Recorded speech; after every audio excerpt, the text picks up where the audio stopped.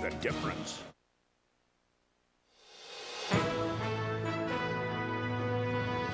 Tonight, line of fire. We are in the Middle East on a day as deadly as any of the crisis. Southern Lebanon, a wasteland, and new fears across Israel. We were there when the missiles came down. The way out. Foreigners rush to leave Lebanon by air, land, and sea. The U.S. says it will bring Americans home, but build them later. Heat wave, record temperatures across the country. We follow the people who save others from the heat that kills. And down to Earth. Space Shuttle Discovery finishes its 5 million-mile journey. But are there still doubts behind the perfect landing? From ABC News, this is World News Tonight with Charles Gibson. Reporting tonight from the Middle East.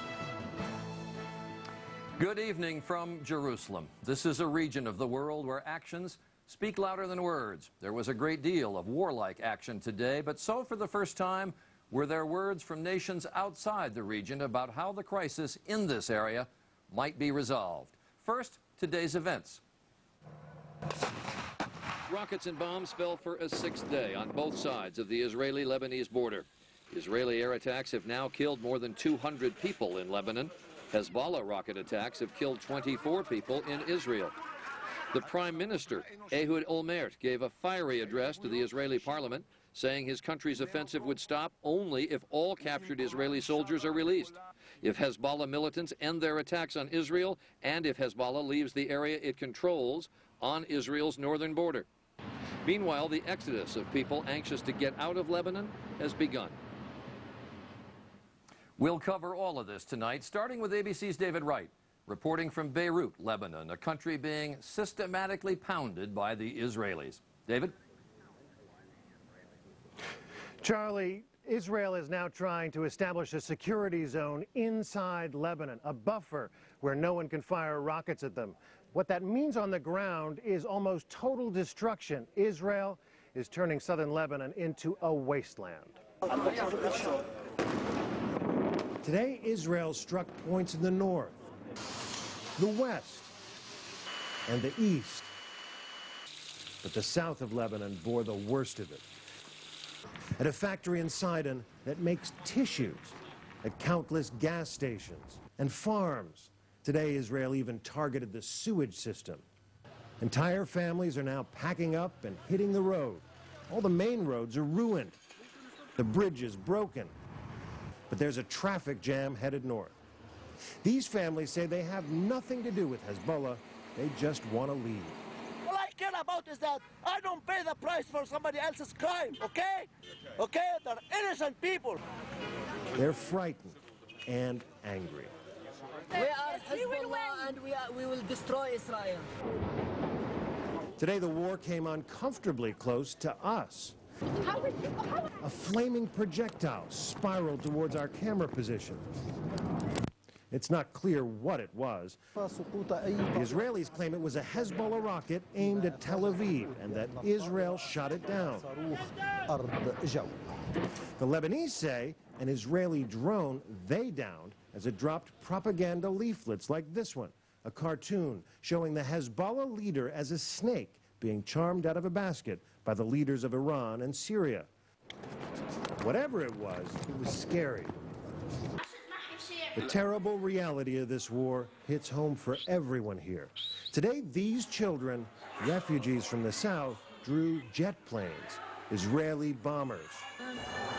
This is where they saw those planes when they blasted the city of Tyre. 20 civilians were killed here, mostly women and children. That kind of destruction is what leads many ordinary Lebanese to view the Israelis as villains. Whether or not they approve of Hezbollah, they hear the bombs raining down. They see the destruction, and many are angry at Israel. Charlie? David Wright reporting tonight from Beirut. As we mentioned, evacuations from Lebanon have begun. Hundreds of foreigners have already boarded ships and set sail for the island of Cyprus. Others have left over land. Tonight, the U.S. military's plans for pulling out Americans who want to leave are falling into place. And ABC's national security correspondent, Jonathan Karl, has that story. Get ready immediately. That's the message the U.S. Embassy sent today to American citizens who want to leave Lebanon. But there hasn't been anything immediate about this evacuation. Just 63 Americans have been evacuated so far, a drop in the bucket considering there are 25,000 American citizens in Lebanon. ABC News spoke to Susan Gerage of Boston, stuck in northern Lebanon with her family. Everyone's very anxious, and especially when you don't know what will happen to the situation and if you can't get out. Back home, her father is anxious and upset. We tried to reach the State Department, the White House, and try to get them out, to evacuate them, since every other country in the world have been evacuated their citizens. The French, Spanish, and others have started moving their citizens more quickly. The State Department says evacuating Americans is more complicated and more dangerous because there are more of them. We are operating on a scale of operations and planning that is really different than most other countries. To pick up the pace, the Pentagon has contracted this cruise ship to start moving Americans out of Beirut to the nearby island of Cyprus as early as tomorrow evening. It will be escorted by the U.S. destroyer Gonzales. Security is an enormous challenge, protecting large number of Americans at evacuation points and navigating them through a war zone. The Navy is also preparing to send up to 6 warships to Beirut, capable of evacuating thousands of people. But there will be no free rides here. The government is sending each of the evacuees a bill for the trip. Charlie? Jonathan Karl at the Pentagon tonight. Now for the missile attacks that are raining down on Israel. Despite all the Israeli air attacks on southern Lebanon, the Hezbollah forces are still firing plenty of missiles at a variety of Israeli targets. Foremost among them, the seaside city of Haifa. This is the normal sound of Haifa.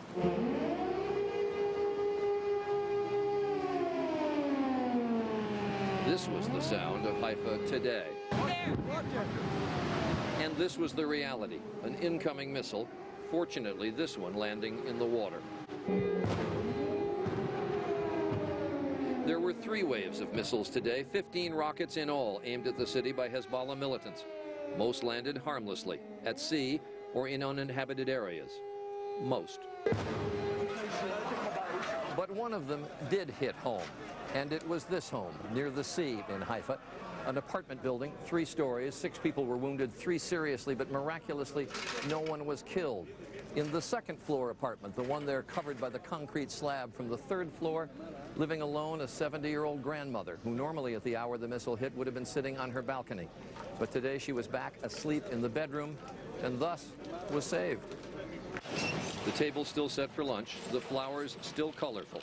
The drapes hanging in front of a window that no longer exists, all testament to the disruption of everyday life. Emotions are close to the surface. Near tears outside the destroyed apartment, this man screamed, "How can we let this happen? We must kill them all." Security forces were out in force. Ambulances were seemingly headed in every direction.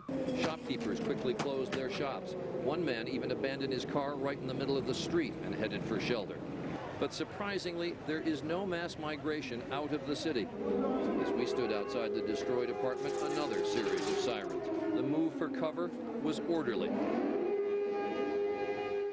Haifa's chief of police. This population here is strong. They can endure a situation like this for many days, and we will let the army, we'll give the army all the time that it needs to deal with the situation. No sense of panic. Not at all. Not at all. Bulldozers were quick to clean up Haifa's remains of the day. As one local official said, this was a lucky day. For the first time today, the international community began to talk about how to end this crisis. British Prime Minister Tony Blair and UN Secretary General Kofi Annan today called for an international force, perhaps UN troops, to step in and police the Israeli-Lebanese border.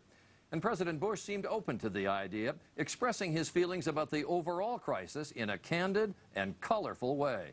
Here's ABC's chief White House correspondent Martha Raddatz with the president at the G8 summit. President Bush and his British counterpart have made numerous comments about the Mideast crisis at this summit, but today's were by far the most candid because the 2 leaders were unaware a microphone was on. President Bush was seated between the presidents of Russia and China when Britain's Prime Minister Tony Blair walked up to talk to Mr. Bush. See, the irony is that what they need to do is get Syria to get Hezbollah to stop doing this. That was an apparent reference to the United Nations, where the U.S. has been pushing for a tougher stance against Syria. The president also had sharp words for UN Secretary General Kofi Annan. What about Kofi Annan? That's all right. That's a little, I don't like the sequence of it. His attitude is basically ceasefire and everything else happens. Shortly after the remarks, Blair realized the microphone was on and reached over and turned it off. The White House made no apology for President Bush's words, saying he said what he said. His words speak for themselves. Martha Raddatz, ABC News, St. Petersburg. The Israeli government is not in favor of an international peacekeeping force, at least right now. For them, this is still a military operation to defeat an enemy that has long sought to destroy them.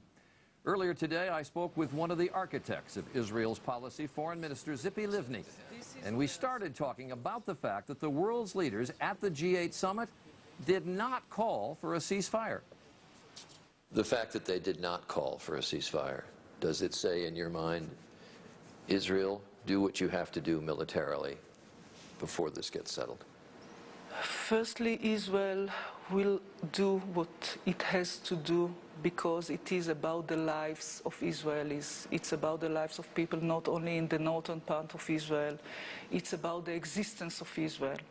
It is not, you know, a small event in the northern part of Israel that the Hezbollah caused a few days ago. It is about the threat from Hezbollah as part of this axis of terrorism and hatred. So a UN delegation comes in here tomorrow to begin to talk about what to do. Do you think there's going to be a push to get some sort of UN force on the border? Is that where we eventually head? I think that this will be part of the discussions. But is that not the only practical way to end this, to get a UN force on the border, given the question of whether the Lebanese government will ever be strong enough to take control of the border themselves? Well, the best option, of course, is to get the Lebanese army on the border. But in the Middle East, you have to choose between bad options. It's not only about the best option. And as long as they say that they don't have the ability to do it, so we have to discuss with the international community what is the best way to get out of it. Do you think that you have degraded the military capabilities of Hezbollah, or do you still worry that longer-range missiles could come into the country? It's a yes answer for both your questions. I mean, we degraded it and they have now less missiles, but yet it's not over yet. You still worry? Yes. The Foreign Minister of Israel. Despite the ongoing crisis here in the Middle East, U.S. oil prices backed off today from last week's record run-up.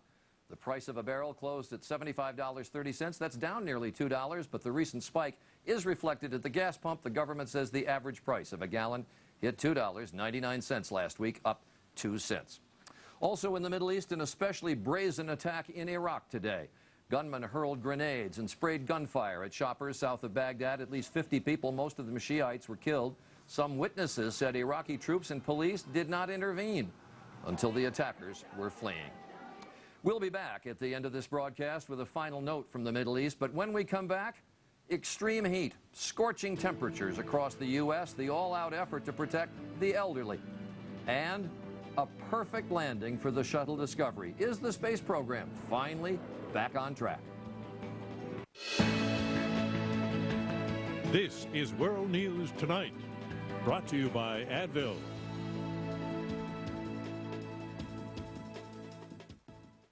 My baby left for college, and for the mess he left, I needed a pain reliever for my back.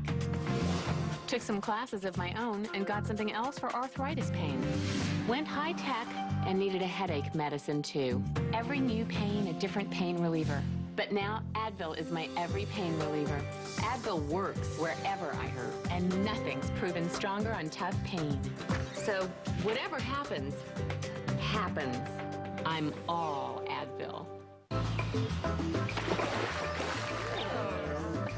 Red eye's making a bad impression. There's a Visine for that. Visine Advanced Relief soothes, refreshes, and cools with its 3 moisturizer formula. Red irritated eyes, there's a Visine for that. If your day's like most people's, it's not easy to get all the fruit and vegetable servings the USDA recommends, unless you bring the produce section with you.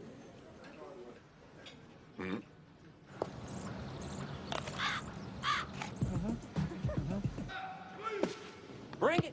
Come. Or just start your day with a glass of Florida orange juice. 1 8-ounce glass counts as almost 25% of your daily recommended fruit and vegetable servings. Florida orange juice. Healthy, pure, and simple. My life is more than I expected, so it's a good thing there's Caltrate. It does more than I expected. Introducing new Caltrate, now with more vitamin D. It helps keep bones strong and your colon healthy. Bring it on. New Caltrate, more than you expect. All of us have internal plumbing. But for some of us with frequent bladder urges, doing errands also means knowing where all the bathrooms are along the way. The worry your pipes might leak means you don't always detour from your route. But you can take another direction. Talk to your doctor about how to take care with Vesicare. Vesicare, once a day, can reduce urges and may help effectively manage bladder leakage, day and night. If you have certain types of stomach, urinary, or glaucoma problems, do not take Vesicare. While taking Vesicare, if you experience a serious allergic reaction, severe abdominal pain, or become constipated for 3 or more days, tell your doctor right away. Common side effects are dry mouth, constipation, blurred vision, and indigestion. A chance to follow a whim, not always your urges. It's not just a pipe dream. Ask your doctor today if Vesicare is right for you. There was a major earthquake off the coast of Indonesia today that sent a powerful tsunami crashing into popular beach resorts on Java Island. A magnitude 7.7 quake triggered today's killer wave, which hit a part of the country that was spared by the devastating tsunami in December 2004. The death toll now stands at 86, and many others are missing. You at home know better than I that it is hot, unbearably hot across the United States. The map says it all. The color red is just about everywhere. 90-degree temperatures were forecast in each of the lower 48 states today, and 100-degree readings were reported in many places. This heat not only is uncomfortable, it is life-threatening. Here's ABC's Barbara Pinto. In near 100-degree heat, Simon Lewis spent today going door to door. In Chicago's searing weather, it's not a courtesy, but a matter of life and death. These are bottles of water, just to make sure you stay hydrated. Heat kills nearly 400 people nationwide every year, more than earthquakes, lightning, tornadoes, floods, and pre-Katrina hurricanes combined. Chicago knows all too well. In 1995, more than 700 people died here in a 3-day July heat wave. Most were senior citizens who lived alone. We learned just how insidious heat can be, how it can day after day overpower natural defense mechanisms. Now there are flashing warnings and phone calls to residents at risk. Letting you know that it is dangerously hot today.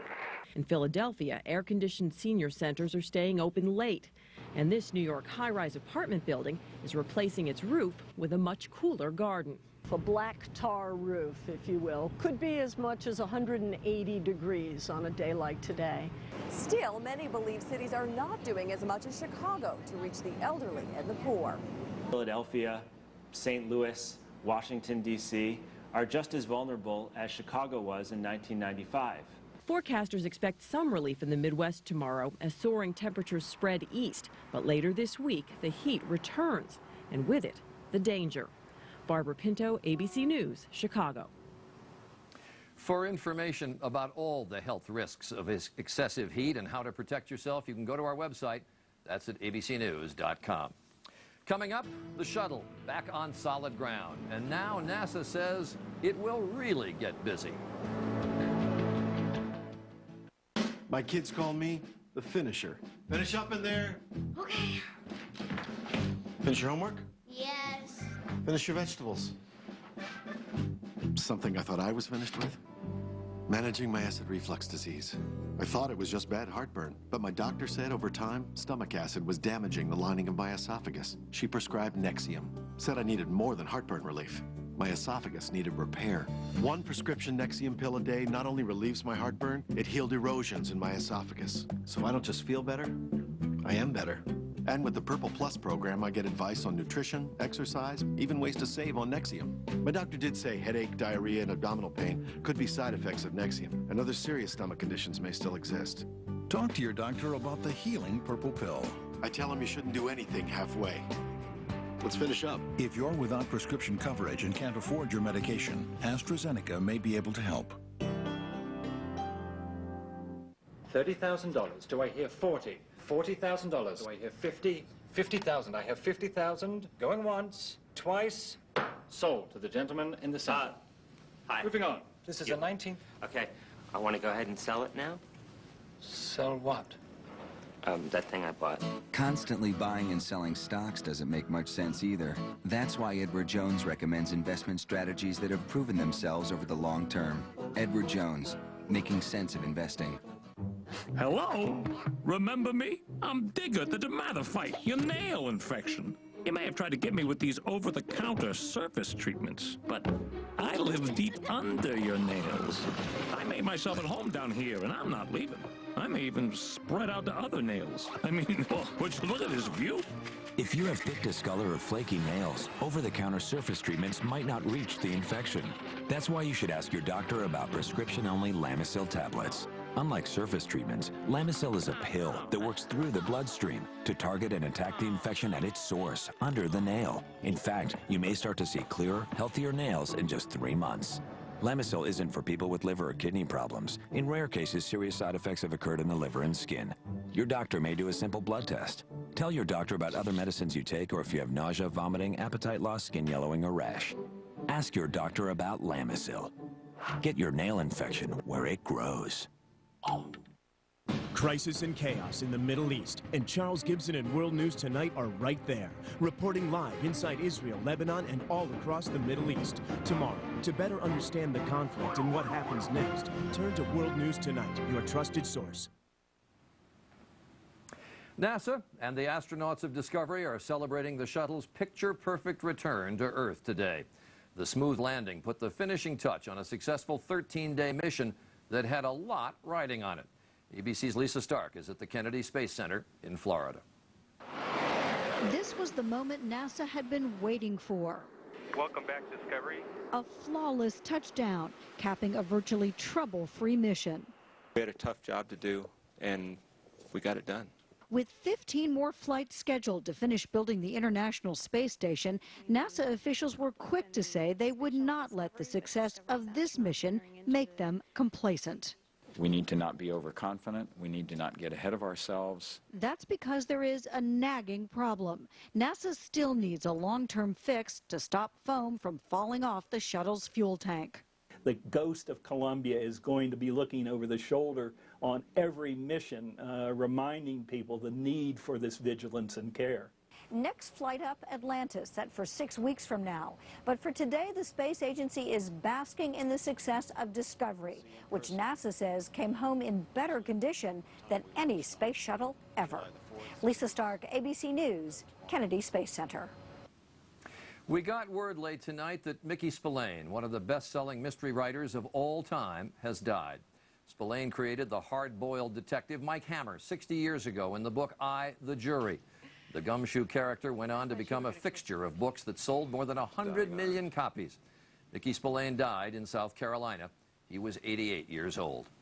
And when we return, one Arab, one Jew, and one wish. The view from a Jerusalem cafe. I feel these tingling sensations deep inside my legs. It's a tightening feeling that keeps me from getting to sleep. For me, it's creepy crawly. I feel like I have to get up and move just to get some relief. My doctor said it's restless leg syndrome, or RLS. He prescribed Requip, the only RLS medication approved by the FDA. He said Requip would help relieve my RLS symptoms, even the uncontrollable leg movements that disturb my sleep. Requip helped me make peace with my legs. Requip may cause you to fall asleep or feel very sleepy during normal activities such as driving, or to faint or feel dizzy when you stand up. Tell your doctor if you experience these problems, or if you drink alcohol or are taking medicines that make you drowsy. Side effects include nausea, drowsiness, vomiting, and dizziness. Most patients were not bothered enough to stop taking Requip. Ask your doctor if Requip can help put your RLS to rest. Red Lobster is bringing you something new. Seafood dishes inspired from around the country, like sweet Maui Luau shrimp and salmon, southern honey barbecue shrimp and chicken, and our New England lobster and shrimp. For a limited time, only at Red Lobster. Part of you is afraid to treat your menopausal symptoms. Part of you is afraid not to. Visit nomenopause.com. Because part of you is confused about hormone therapy, all of you wants to understand more. Check out nomenopause.com. My name is Andrea Heisler, and this is my story. I facilitate communication between two people who can't normally communicate. I started having joint pain in my wrist. I would avoid certain signs, like last night would hurt my wrist. I took some Aleve. I could actually move my wrist. The one cool thing about my job is everyone's always happy to see me. Aleve worked great. Red Eye's making a bad impression. There's a for that. What's wrong? Upset about eye allergies. There's a Visine for that. Beautiful. Move it, shake it, baby. Eyes dried out. There's a Visine for that. For over 40 years, Visine has been the eye expert. So no matter what your eye irritation, red, itch, dry, or even contacts, there's a Visine for that. The country's music is coming to America's network. The CMA Music Festival, where fans get VIP access. And the hottest live music, the CMA Music Festival. Next Monday, 9/8 Central, only on ABC. A final note tonight on this region. As this day began, we went to a Jerusalem cafe just to hear the talk of the street. We're supporting the government. This was not any cafe. 3 years ago, a suicide bomber essentially destroyed this place, killing 8. Like so many parts of this land, it has been rebuilt, restored, rejuvenated, and everyone inside was talking about the events of the day. We had daily bombing for the last few days. We met a man from the north who hadn't fled the missiles, he said, just come to Jerusalem for some fresh air. They are the front line. A Jerusalem resident who said the Israeli army was only doing what it had to do. And then a young couple, Moshe and Marlon. He an Orthodox Jew, she a Palestinian. But it's working. It's working. I remarked how unusual it felt to find them together. And she made the point that 10 years ago, no one would have thought anything about their friendship, just two people wanting to live in peace. But 2 intifadas, now a 2-front battle for Israel, have changed that. Sometimes we take 2 steps forward and maybe 1 back. In this area so often, it is the other way around. And that is World News Tonight for this Monday in Jerusalem. I'm Charles Gibson. I'll be here in the region again tomorrow. For all of us at ABC News, have a good evening and good night.